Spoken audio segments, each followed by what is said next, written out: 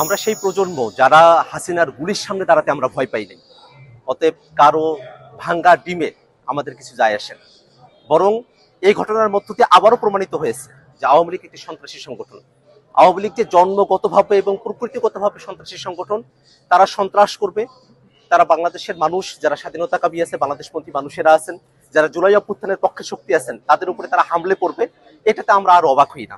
বরং আমরা মনে করি যে অন্তর্বর্তীকালীন সরকার এই দীর্ঘ সময়ে 1 বছর জুড়ে আওয়ামী লীগকে বিচারের আওতায় নিয়ে আসার যে প্রক্রিয়া সরকারের শুরু করার কথা ছিল, সেটা খুব সামান্য অগ্রসর হয়েছে। আওয়ামী লীগের যেসব সন্ত্রাসীরা বাংলাদেশ থেকে পালিয়ে এসেছে, তারা বিদেশের বিভিন্ন জায়গায় তারা এখনো সন্ত্রাসের শখ করছে।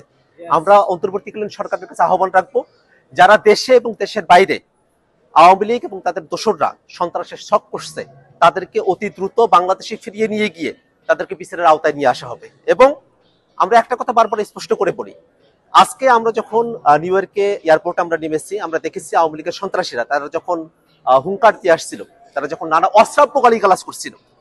আপনারা জানেন যে আমাদের যুগ্ম সদস্য সচিব তাসিম জারা আপু, তিনি আমাদের সঙ্গে এসেছেন।